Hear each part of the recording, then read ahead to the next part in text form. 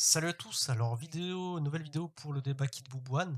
Je souhaitais apporter de nouveaux éléments. Alors il faut savoir que les pro Kid Boo, la majorité des pro Kid Boo, reprochent aux pro One de ne pas se baser sur des guides, comme quoi les guides n'iraient jamais dans leur sens, et qu'on se base uniquement sur l'émotion. Alors il faut savoir déjà d'une part l'émotion, oui, elle est à prendre en compte, parce qu'à partir du moment où l'émotion dégagée dans une œuvre est partagée par une majorité de personnes, que ce soit en France, que ce soit aux États-Unis, et le débat existe bel et bien au Japon, car je vous invite à voir une vidéo qui a été faite par le sympathique youtubeur DebaZ, où il est parti au Japon interviewer des gens pour leur poser la question, et beaucoup de gens, en majorité, répondaient Bouane. Donc c'est pour vous dire que déjà le débat existe, hein, déjà d'une part. Et il y a une personne qui est, on va dire, concernée de plus près. Si vous voulez une preuve tangible, cette personne s'appelle Monsieur Koyama, c'est le scénariste de Dragon Ball. Koyama, c'est un japonais, d'accord, c'est pas un français, et vous n'êtes pas censé sans savoir que Koyama est plutôt un pro Bouane.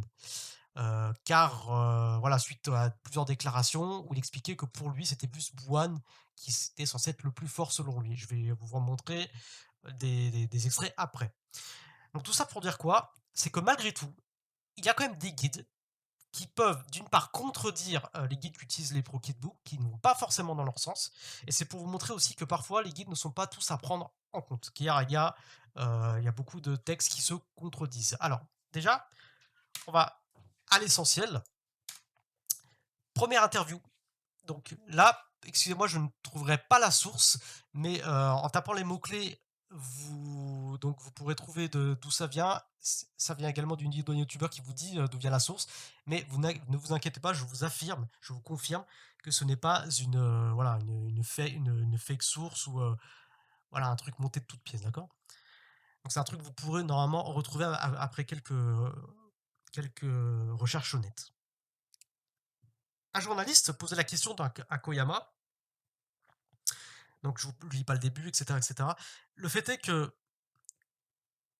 Kid Buu soit décrit comme la forme la plus puissante de Buu, cependant cela ne semble contradictoire avec la vision de Toriyama Sensei dans le manga où cette supériorité n'est pas explicitement établie. Était-ce une décision intentionnelle de la part du staff ou une simple incohérence liée au manque d'informations, la production, etc., etc. Koyama répond: le fait de considérer cela comme une incohérence, parce que le développement futur n'était pas clairement défini, on peut dire que c'est probablement valide.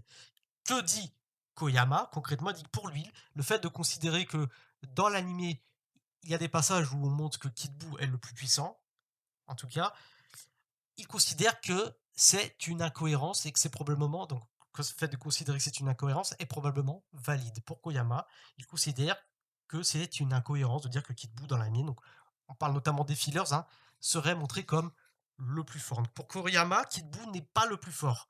Si pour Koyama, Koriyama, pardon, pour Koyama, Kid Buu n'est pas le plus fort, c'est qui est plus fort, celui qui vient après, c'est Buan. Voilà, comprenez bien. Donc là, dans ce texte-là, c'est quand même assez explicite. D'accord. On a une seconde. Alors là, on passe avec Toriyama, une interview de Toriyama, où il disait, regarde, donc ça vient d'un Kazenshu, d'accord, où on lui avait posé une question, et au japonais, donc en japonais, ça a été traduit. Toriyama répond: pour être honnête au sujet de la réception de ce prix, je n'ai jamais eu un intérêt particulièrement grand pour l'animation depuis longtemps. Et même lorsque mon propre travail a été adapté en animé, je présente mes excuses aux membres du staff, mais je suis aussi embarrassé de ne pas l'avoir beaucoup regardé. Toriyama nous dit qu'il n'a pas beaucoup regardé, en fin de compte, l'animé. Alors, on peut se poser la question, du coup, vous allez me dire: ouais, mais est-ce qu'il s'agit de l'arc au bout, etc. En fait, c'est assez simple de savoir. Si à partir du moment où il dit qu'il n'a pas beaucoup regardé l'animé, d'accord, il y a deux solutions. C'est soit il n'a pas regardé que l'arc-bout, c'est clair, soit il n'a pas regardé, on va dire, ce qu'il y a eu avant. À partir du moment où il n'aurait pas regardé ce qu'il y a eu avant, c'est pas pour regarder la suite. Voilà, comprenez bien que ça n'aurait pas de sens. Si on nous dit qu'il n'a pas regardé, je sais pas moi, l'arc Cell ou je sais pas, n'importe quoi, ou l'arc du tournoi, c'est que probablement il n'a pas regardé la suite non plus. Ça n'aurait pas de sens. Ou sinon, il aurait rattrapé et il aurait tout regardé à la fin. Bon, bref. Donc, évidemment que très probablement, et donc, ça concerne l'arc bout. Et d'ailleurs, ça se ressent. C'est pour ça que ça se ressent. C'est pour ça qu'on sent qu'il y a beaucoup d'incohérences. D'accord. Là, je finirai par plusieurs déclarations de Koyama à l'époque où il nous disait, donc il avait répondu une première fois en disant que Buan était le plus puissant pour lui. Donc déjà, première réponse souvent c'est là, c'est vraiment ce qu'on on dit ce qu'on pense. Il est revenu sur ces termes pour dire voilà, Toriyama n'a pas approuvé, donc il reste neutre.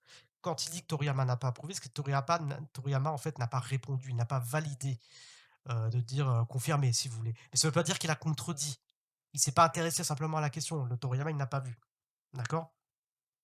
Mais c'était quand même son premier avis. Donc il a dit: «OK, donc je reste neutre». Il a dit, on lui a posé la question: «Donc Kid Buu serait, le plus puissant?» Il a répondu: «I think so». Il faut savoir que Koyama, c'est pas difficile de voir que son anglais était très approximatif et que quand il a dit: «I think so», c'était plus pour dire: «Probablement, c'est possible». D'accord? De toute façon, après, il est revenu encore une fois sur ses propos pour dire que son avis à lui, c'est bien Buan. Et il a d'ailleurs mis après, donc ça s'est passé après, ce que je vous montre là. Pour lui, donc je vous laisse lire, le classement le plus raisonnable, ce serait celui-ci. Première place Buan et donc Boupure qui vient plus loin. Alors il faut savoir que Boupure, même s'il est là, par exemple cinquième, ça veut pas dire que c'est un bout au rabais, c'est ça que vous comprenez pas. Même à ce stade-là, il reste bien plus puissant que les protagonistes qui restent. À part Sangohan, par exemple. Mais encore une fois, vous, en fait, par exemple, ça vous dérange que Gohan ne soit pas revenu alors qu'il est censé, selon nous, pouvoir terminer le game, mais il n'est pas revenu. Ah bah ce serait bidon.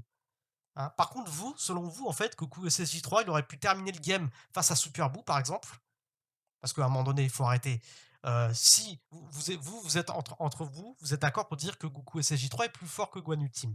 Gohan Ultime, à lui tout seul, pouvait terminer Super Buu. Hein. Donc Goku SSJ3, il aurait pu plier le game également. Donc, voilà, pareil, même chose. Goku SSJ3 est là, mais il fait rien. Voilà, il fait un caprice. Et ça, pour vous, ça vous gêne pas. Ça vous gêne que Gohan, lui, il ne revienne pas, mais pour vous, Goku SSJ3, non. Donc, vous voyez, c'est pareil.